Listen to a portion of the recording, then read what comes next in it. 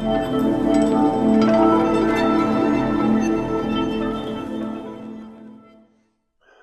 everybody, it's Coach Sal here. So last week we talked about sarcopenia and the myth that it is of muscle loss as we age, and kind of looked a little bit into the wearable tech and how it's not all it's cracked up to be.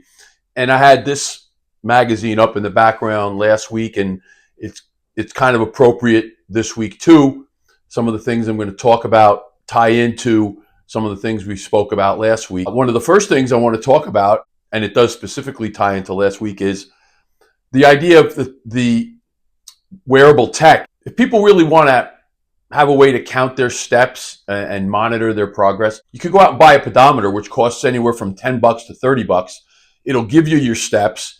It'll give you some other information that you could use, that you might find comfort in if that's your thing. If you like the numbers, it's great. And I'm also going to talk about the myth of 10,000 steps, which will be an interesting topic. And again, not that I need to give you full disclosure because I think it's pretty clear. I don't use any tech. I don't think I need any tech. I know how to take my heart rate. I'm in tune and in touch with my workout and how my body feels doing certain things. I know if I want my heart rate up, and I know where my heart rate is going to be. We're also going to talk about supplementation. We need to make a pretty distinct line between pharmaceutical preparation, and I'll get into that, and your normal over-the-counter supplements that you could buy and walk into any store that carries that kind of stuff and get them. And while they both help, it's an exponential difference between what pharmaceutical prep can do and what your basic over-the-counter supplements can do. And again, in full disclosure, I don't use anything other than a handful of over-the-counter supplements. We'll talk about that today. We're going to give you a couple of basic and simple exercise recommendations and demonstrations. Exercises are simplistic. Some people may automatically or reflexively call them old school. I think there's a lot in common between the old school and the simplistic, because that's what a lot of the older fundamental roots exercises have been. But again, before I take up too much time, it's time to flip the clock. We're going to talk about that 10,000 steps that people like to reference. And the reason I'm bringing that back this week is as a result of last week's show and some of the posts I had on X, I had some feedback that people still like to know how many steps they take. And it got me thinking, just like with some of the other numbers we're hearing all the time when it comes to fitness, and some of the other myths that we kind of live with, that we live by these days. And we'll get into some of these myths as we go, a couple of them today. The 10,000 steps rule or guideline is a myth. It's based on no science, no research. As a matter of fact, the whole thing came about as a result of a marketing and advertising program that was done by a Japanese company that was selling a pedometer in the 60s. So that 10,000 steps guideline that's been floating around in the fitness ether for the last however many years. I thought it was in the last 20 years. It's actually almost my entire life has been out there. Never heard it before, never knew that was the origin of it. But if you go back and look into this, there's no studies. Now, they've done some studies that have tied different levels of activity to health outcomes, but no one's counting steps. No one counted steps to get to that. Not every person in these studies was on some kind of device that counted steps. They estimate, they extrapolate, they come to these conclusions, and there's no science in it. And what happens is we live by them. This 10,000 steps myth that's been, like I said, around for 50 years, longer, is responsible for this multi-billion-dollar industry thriving. That's at the root of all of this tech, is how many steps did you take, and using that as a guideline for your fitness and for your accomplishment. So what so many people live with is nothing other than an advertising program by a pedometer making company. So what so many people are living by and using as a benchmark for what they've accomplished and if they're fit is nothing other than an advertising campaign developed in 1965 by a Japanese pedometer making company that called it a 10,000 steps meter. That's it. For all of you that are hoping there's some validity in that number of 10,000 steps, there's not. There's so many factors that come into play. It's the quality, it's the intensity. 10,000 meandering steps, 10,000 steps on a walk in a day has very little to do with your overall health and fitness. Low intensity walking can help with some basic health outcomes, but after 6-7 months of following a pretty regular walking program, you're not getting really any benefit out of that anymore. There's a whole world of activity that goes beyond that 10,000 steps that people aren't taking into account. Once you get above the 5,000 to 7,500 steps mark, there's no improvement in health outcomes. So even if you were to put some faith into those numbers, there's not much use in doing any more than 5,000 to 7,500 steps in a day. And we're not going to get into the other myths right now, but the two myths that immediately come to mind is the 10,000 hours of practice that was big about 20 years ago, that there was this number thrown around that all the great musicians, athletes, dancers, whatever your pursuit was, needed 10,000 hours of practice before you could get to a certain level. That was a number that was pulled out of nowhere and extrapolated to become a rule that people were living by and trying to emulate, which has been a total waste of time. It's the quality of what you're doing, not the quantity, that is the difference, and that really matters. It's the intensity of what you do. It is not the simple volume that you're doing it with. So the steps doesn't equate to building muscle or anything that's going to build muscle. Again, there's no measurement of your intensity. So if you really want, buy an inexpensive pedometer. I've researched a couple of them. I don't use them, but there's a couple of them clearly that are worth the $12, $20 investment, $25 investment if it's up to you. You could find them on Amazon. There are plenty of them that are well reviewed. And again, there's no privacy issue there. It's something you strap on or clip onto your waist belt and you have at it. All right, so next I'm going to show you some pretty simple but effective movements for mobility. Okay, everybody, I'm going to demonstrate really one of the most valuable and efficient yet simple movements that you could do to improve range of motion in your upper body and your lower body, okay? You see here, I have a couple of my favorite implements. This is a resistance band, okay? Very thin red one. They usually follow the same color scheme. We'll get to this in a minute. This is, you've seen this before if you followed me any place. Basic, your PVC for furniture, stoppers that you would use on a cane or walker. And this is a mobility move. When I first got into the business over 35 years ago, it's one of the first things someone taught me as a way to help someone with shoulder issues. And there's a simple pattern that we follow: over and back, you get to the small of your back, you come over top. This is a movement that I do with every client, some clients multiple times in a session, myself multiple times in a session. I have a bunch of shoulder issues from years of wear and tear and abuse, poor training before I got smarter, right? So that's the pattern. Pick a number. I go 5, 5, and 5 is my minimum. 5 over and back, okay? And you want to try to minimize how much hiking of the shoulders you have. Ideally, you want to look in a mirror, right? So make sure you keep your shoulders low, up, over, and back, up, over, and down. My right shoulder is the problem. It really has done wonders for me to improve my shoulder range of motion. So recently, because I was trying to modify that for people who had really bad shoulder issues, and also I just kind of came across it out of necessity. One of the facilities I'm at, where I train, doesn't have the stretch sticks. They don't have anything you could use for that, but they have these. So I'm like, well, let me give this a shot. So this is low.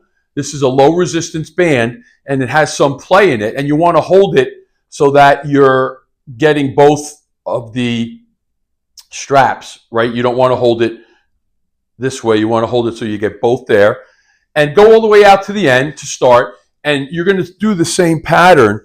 And what that's going to allow you to do is it's going to give you that little extra that helps to improve that range. Now, I feel this much more than I do with the stick. And by virtue of you pulling and getting that resistance that the band can provide, and that ability to kind of move in space and not be fixed by the stick, this gives a whole new dimension to a movement that I've come to rely on, and actually find that it's more effective. And everyone I've done this with has really responded to it. Most of my people have some kind of shoulder issue. Even if it's a non-athlete, this pattern is something I do with every workout multiple times, and myself too. So I humbled and humiliated myself when I tried to do the step over the stick, and it really hasn't gotten any better. So again, stepping over the stick, the idea is you're trying to get yourself to step over that stick and get around it. And again, I've had a series of issues, and I've always tried to work on it. Hip replacement recently, less than a year ago, and an associated back issue has made that tough. I was thinking that this would be a good same idea to get me to the same place. And again, the reason is you get some of the flexion, right? And you can kind of step over and get through, and step over and get through. And it gives you the ability to adjust as you need. And that's challenging. And I'm not ashamed to admit there's stuff I can't do. It really makes you think that, gosh, well, I think I'm working on these things. There's a lot more I can be doing to improve. By virtue of holding the strap, it adds more to your lower back mobility. So I recommend these movements highly. I recommend trying it with the stick, and then if you have a jump rope even, that would work for the stepping over and back. Again, go back to the phrase I brought up last week, the saying I brought up last week: don't do things because they're easy, we do things because they're hard, because those things that are hard actually make you better, help you to improve. All right? Thanks.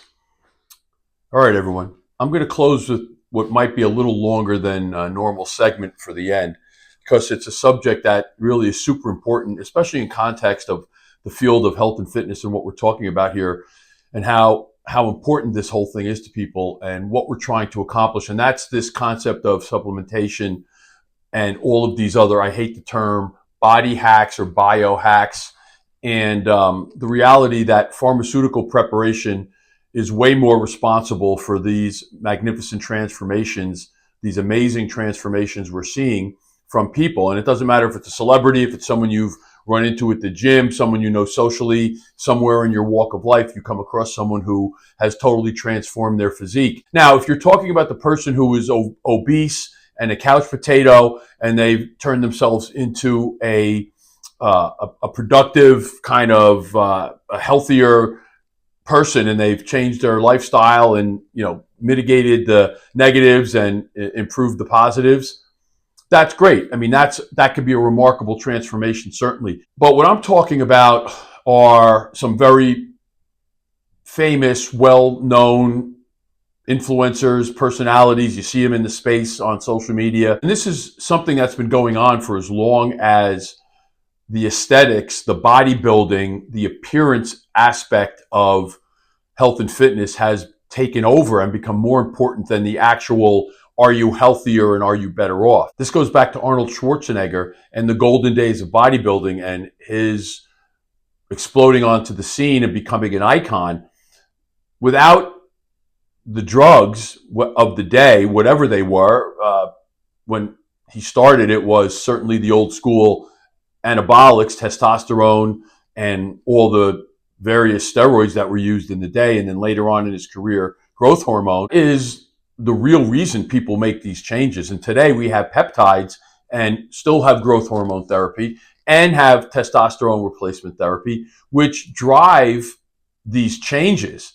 The over-the-counter supplements, the creatine, all the other things that you do to get fitter, the cold plunge and the saunas and the breathing and the crazy exercise programs, that is this much of these transformations. The pharmaceutical preparation is this much. It would be like talking about the oil you put in a car, and somehow that's making it faster than the other same car that's not using that oil, but the one car has a 12-cylinder engine and the other car has a 4-cylinder engine. We're talking about that kind of difference, that exponential difference. And until these influencers reveal to you what they're doing, are they taking drugs? Are they taking hormone replacement? Are they taking peptides? It's all meaningless, because you could go out there and bang your head against the wall at the gym and worry about your supplements and spend a fortune on this stuff. And at the end of the day, it doesn't make that kind of a difference that you're seeing in some of these other people. Whether it's a Hollywood movie actor or actress or a fitness influencer you might run into on social media, the pharmaceutical end of this deal is what makes people really change to the extreme, to the point where you're saying, my goodness, look at that. I know, because I've been around people like that my whole life, and I've done things pretty well. And I can't tell you that any one of those supplements is responsible for improving my health and fitness. You go by the research, you go by certain markers that you can tell, for instance, if creatine works. There's some very simple ways to know if you're a responder. The other thing about creatine is not everyone responds to it. Some people are responders, some people are not. Just like Tylenol doesn't work for everybody, or Advil doesn't work for everybody, creatine doesn't work for everybody. You have to beware of people who are presenting this way of doing things and not look at the whole picture.